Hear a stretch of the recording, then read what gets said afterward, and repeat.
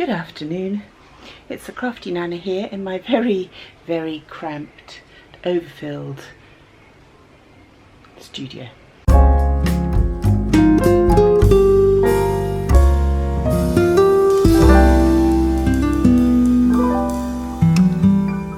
But I haven't got an outside studio at the moment, so I'm having to stuff everything into one little room. So it's very, very cramped, but I can still do things, and that's all that really matters.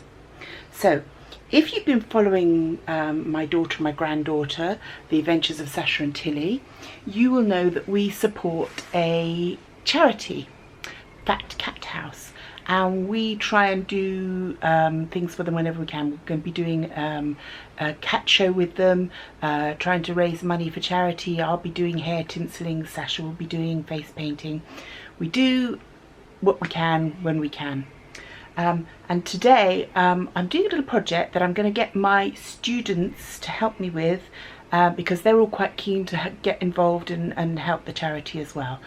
They don't just help regular cats and kittens, they do those as well, but they also take the ones that nobody else will take because they've got huge bills from vets involved, ones that have need a leg amputating, ones that have got an eye missing, ones that really, you know, are in a bad way. They take them, they get them better, and then they try and find them homes. So that's what we want to try and do: help them raise money to pay for the food, pay for the vets bills, and the helpers, and also help them rehome where we can, persuade people to take them, foster them. Everything helps. So the project today is I'm making with polymer clay resin little cat faces. I'm going to try and make molds from them and then cast a few of each design so that my students can then paint them up and decorate them, and then we can sell them for money to go to the cat charity. These are the ones I've started with. They're not very beautiful, but these are just to make molds from. Okay, and I'm trying to do different styles and different shapes. I'm going to make a little small tiny one now that might even make rings. I'm using resin clay. When it first comes out of the packet, it's like trying to model with chewing gum. Really sticky and really like rubbery. But I read through the instructions and it did say, nice clear instructions in English, which makes a change, that you can use Vaseline or you can mix with light clay, and I have a lot of light clay. So having mixed it with light clay, I'm getting a much nicer clay to work with. It's still quite gooey. On the first one I even had to use a thinner, stickier tube of fake resin cream stuff to glue its ears on, but I'm getting a bit better as I go along. By the time I've done a few, they'll get fairly reasonable. So the idea is that these will then have 3D resin eyes, the clear ones with sparkles and things in them, and then they'll be all painted up and then hung on chains, have little dangles below them, and actually be quite cute. So I also then had to cast some eyes, so I mixed up some resin this morning and I have some little eye-shaped resin molds. So I've mixed up a whole load of these in all different sizes. Some I've left clear to paint the backs of to make proper eye ones. Other ones I've filled with sparkle and glitter to do them. I've got some more up here that I've done. Obviously it's the round ones I wanted, so I haven't used all of them. But so these were going to take a little time to dry. These will take a little time to dry, and then I've got to make the molds, and then that will take time to dry, and then I can cast them in the plaster. And casting in plaster takes no time at all, but all these steps do take quite a bit of doing. So I'm working on this. So this will be literally the first part, and then I'll show you how I'm getting on for the next part, which will be pulling all of the resin eyes out of the molds, putting them in the different faces, making the mold. Now the mold, I'm going to try a new method. I'm always on YouTube looking at ways to do things, and before now I've used 100% silicone sealant But what I've done is I've squeezed it into a bowl of washing up liquid and water, and then formed it into until it starts sort of collecting together and drying, and then formed it into a ball and then quickly pressed it over the pieces. But I saw one where they used cornstarch, mixed it in a bag with cornstarch until it was drying fairly quickly and getting quite stiff, and then pressing it over the pieces they wanted to mould. I think I might give that a try, because the way with the washing liquid is very temperamental, and sometimes you just end up with spaghetti rather than a mould. And this stuff is not cheap. This is actually quite expensive. So I'm going to try the new way with half of it, and then if that doesn't work, I'll go back to the way I normally do it with the other half, and hopefully between the two we should actually end up with some moulds. But obviously the clay for the cats I'm moulding has to dry first before I can squish them into moulds, because if I squish them into moulds when they're not dry, their faces will be all flattened out, and then that won't be any fun at all. And then after we've made them, the idea is to decorate some of them as like unicorn cats, and some of them with flower hair bands, some of them, you know, can be mer cats, some of them can be galactic cats. We can make them do all different kinds and add all different kinds of jewels. I might even make some matching resin beads. I've just noticed that we've got some resin bead molds, so I might make up some resin beads as well. The resin I have is 3 parts of A to 1 part of B, and we'll see how good it works on this project. I'm not the best person at getting my measurements absolutely accurate, but I try. I do try. Now, as I said, the mixture of the clay with the light clay and a little bit of Vaseline seems to have got me quite a nice consistency, so I'm quite happy with that. I'm just going to mould one little one that I'm going to try and do a really small one that might work for rings. I'm just going to start off by rolling ourselves a nice ball. I even think that might be too big, although that might do if we're doing both the ears as well. Now, I did try adding the ears separately, and I found it's actually probably better not to do that, because it doesn't, I was having a really hard time getting it to stick to itself. So maybe we'll just make a little solid piece with the ears already attached from the clay. So we'll just point those up a little bit.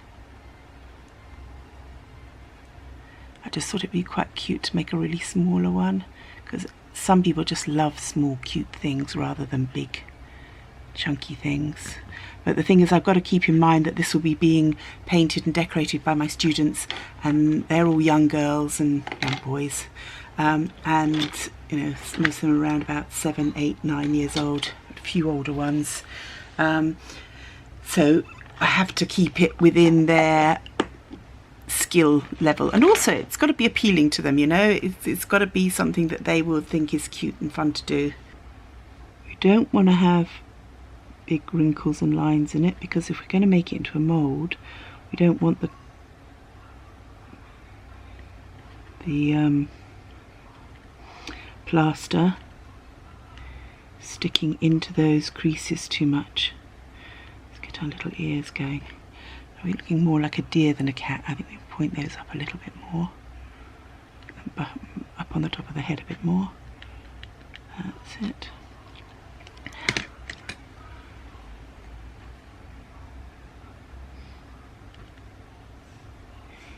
Allow for the eyes to go in. This one we might actually have to use beads rather than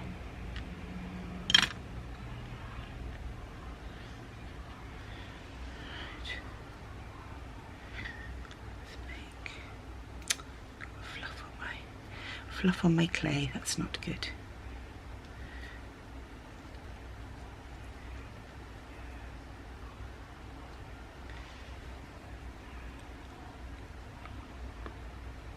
Still too big.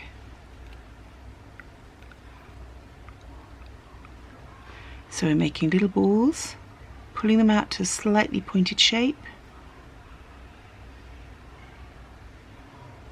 Whoop. That one bounced. I don't even know where that one went. Let's try again.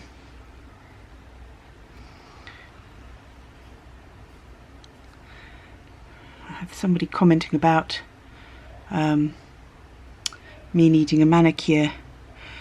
Well, the problem is, yesterday I did 100 packs of galaxy painting with children, and I spent my whole day with my hands covered in paint, and however hard I tried last night to shower it all out, because I was going to a charity event and I wanted to try and go looking halfway human, but oh no, I couldn't get that paint off my fingernails.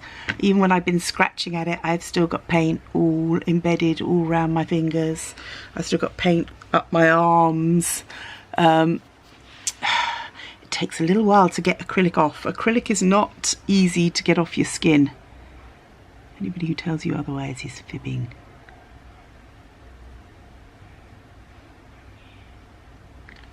Okay, now we need a little nose.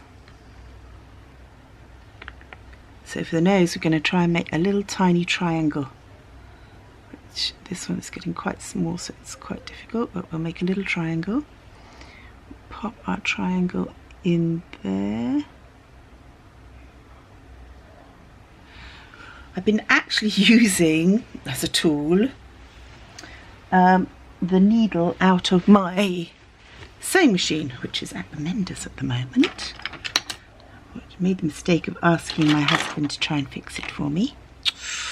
Not a good idea. But he did try, bless him. So I have been using a needle, but I seem to have managed to drop that as well. Okay, I'm good at dropping things. Okay, so we're going to use this pin. Okay, so we're just going to push this into the right way, so we need it to come down at the sides. We want to go a little hole in here.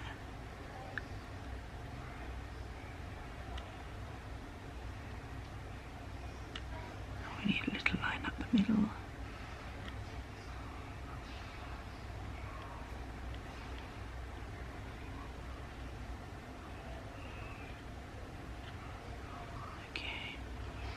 Make a little dent there, so if we want to put a jewel in, or a unicorn horn or whatever, we've got the space to do that. So just a little tiny cat head there. That one will be hopefully quite cute.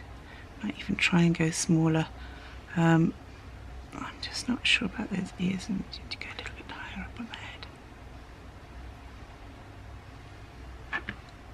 To keep the these tools are just for cake icing, but they're perfect for clay as well, so maybe a couple more. Use up this last of the clay. We've got quite a bit of clay still. Should we mix the purple and the pink together?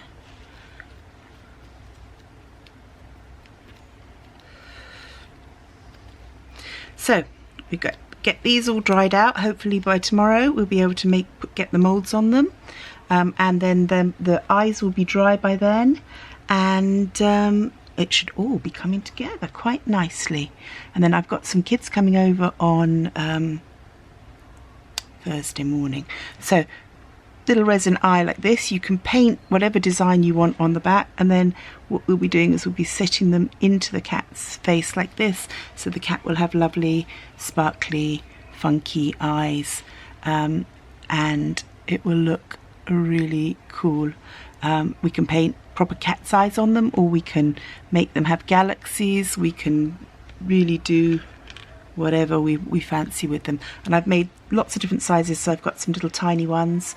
I had a little experiment with some different things as well. So this one I've actually put some mica powder in, and I'm hoping that you'll get a lovely swirl going right through it, a bit like a marble. Other ones I've laid stars and sequins onto, and some, as I said, I have left plain. If you've got air bubbles, if you run a lighter over the surface, it does help to bring out the air bubbles. These do actually seem to be setting quite nicely.